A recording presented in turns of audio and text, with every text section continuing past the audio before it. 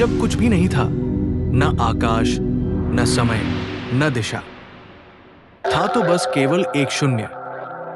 पर उस शून्य में भी एक तत्व विद्यमान था, शिव तत्व, और उसी तत्व में निहित थी शक्ति, जो ऊर्जा का रूप है।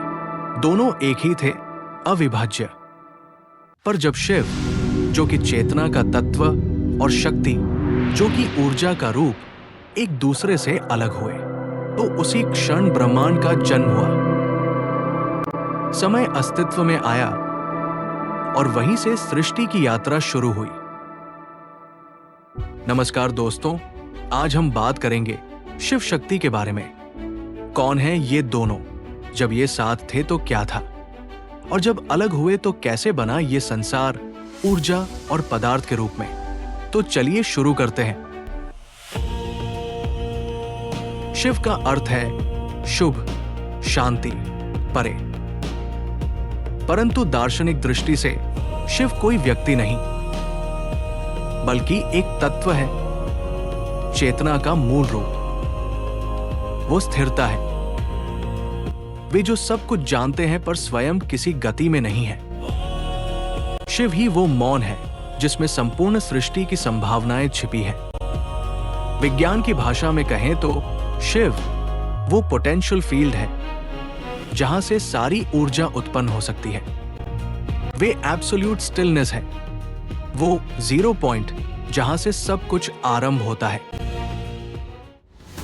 अब बात करते हैं मां शक्ति की। वह है ऊर्जा, गतिशीलता, कंपन। वही है जो उस स्थिर चेतना में गति भरती है, जो उस मौन को स्वर देती है और उस तत्व को जीवन में बदल देती है।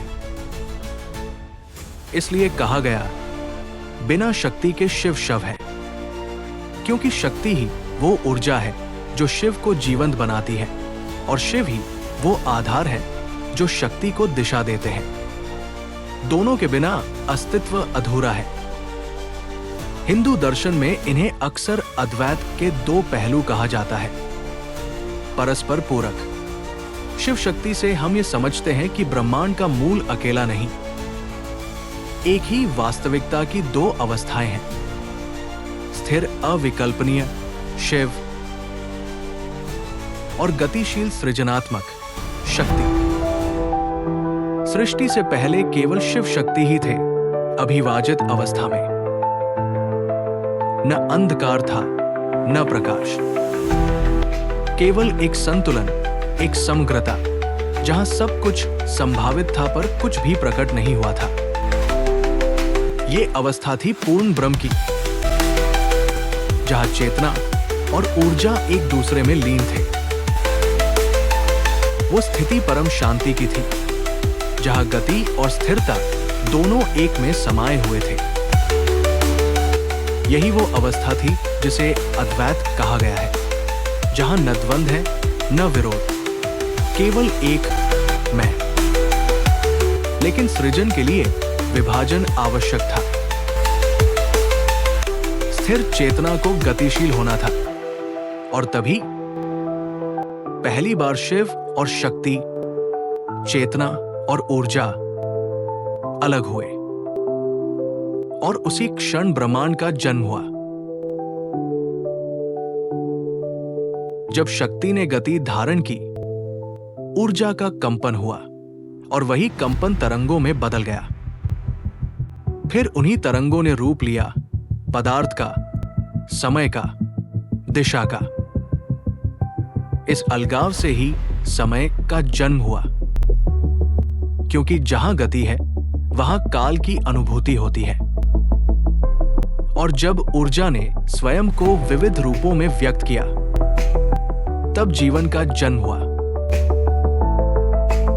इस प्रकार शिव और शक्ति के इस प्रथम विभाजन से ही बनी सृष्टि, बनी प्रकृति, बना समय और आया अस्तित्व। यानी दोनों के बिना जीवन असंभव है।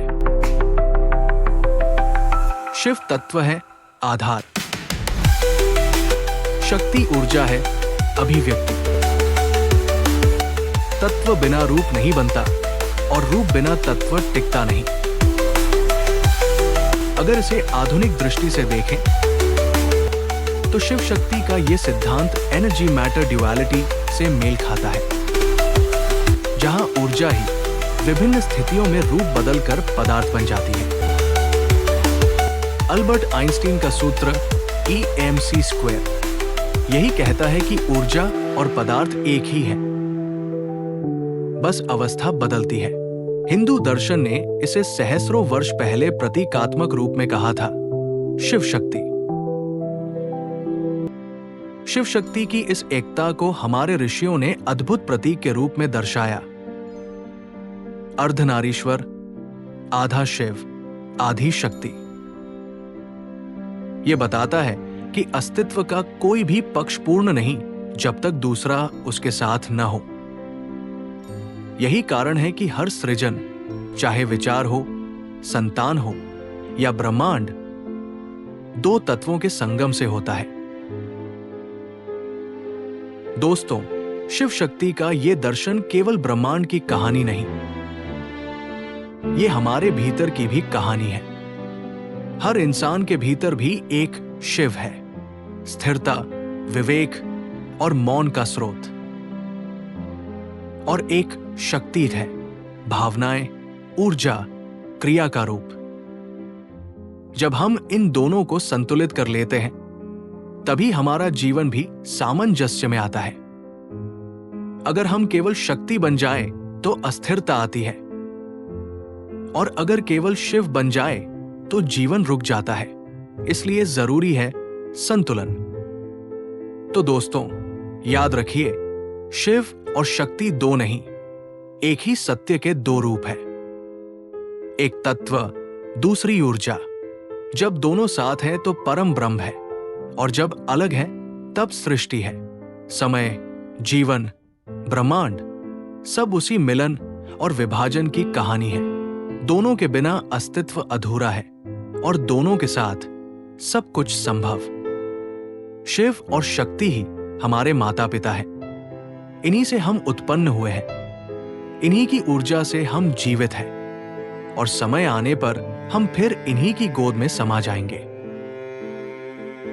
अगर ये वीडियो आपको ज्ञानवर्धक लगा तो लाइक करें, शेयर करें और कमेंट में लिखें, आपके लिए शिव शक्ति का अर्थ क्या है। अब मिलते हैं अगले वीडियो में, तब तक के लिए धन्यवाद।